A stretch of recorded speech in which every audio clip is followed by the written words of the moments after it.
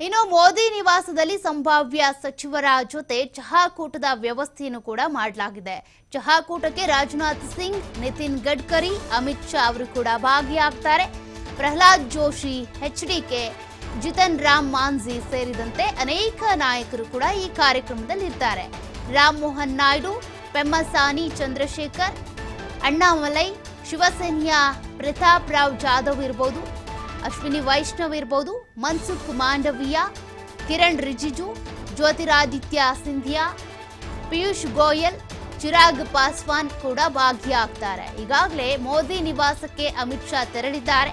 ಈ ಚಹಾಕೂಟದಲ್ಲಿ ಭಾಗಿಯಾಗೋದಕ್ಕೆ ಅನೇಕ ನಾಯಕರು ಕೂಡ ಬರ್ತಿದ್ದಾರೆ. ಇವರೆಲ್ಲರಿಗೂ ಕೂಡ ಆಹ್ವಾನವನ್ನು ಕೊಡಲಾಗಿದೆ.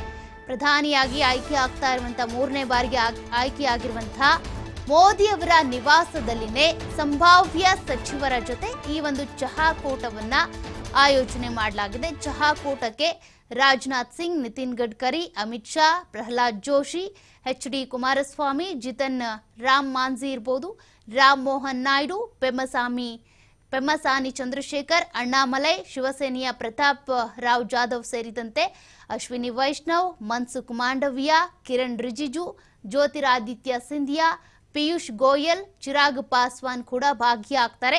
ಅಣ್ಣಾಮಲೈ ಅವರ ಹೆಸರು ಯಾಕೆ ಕೇಳಿ ಬರ್ತಾ ಇದೆ ಅಂತ ನೀವು ಕೂಡ ಪ್ರಶ್ನೆ ಮಾಡಬಹುದು. ಸೋತಿದ್ದಾರಲ್ವಾ, ಅವರಿಗೂ ಸಚಿವ ಸ್ಥಾನ ಸಿಗುತ್ತಾ, ಮಂತ್ರಿಗಿರಿ ಸಿಗುತ್ತಾ ಅಂತ.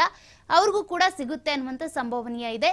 ಕಾರಣ ಅವರು ಮಹಾರಾಷ್ಟ್ರದಲ್ಲಿ, ತಮಿಳುನಾಡಿನಲ್ಲಿ ಬಿಜೆಪಿಯನ್ನ ಅರಳಿಸಬೇಕು ಅನ್ನುವಂತಹ ಒಂದು ಉದ್ದೇಶವನ್ನ ಇಟ್ಕೊಂಡು ತಮಿಳುನಾಡಿನಲ್ಲಿ ಅವರು ಬಿಜೆಪಿಯ ರಾಜ್ಯಾಧ್ಯಕ್ಷರಾಗಿ ಆಯ್ಕೆಯಾಗಿ ಸಾಕಷ್ಟು ಪಕ್ಷ ಸಂಘಟನೆಗಾಗಿ ಕೆಲಸ ಮಾಡಿದ್ರು.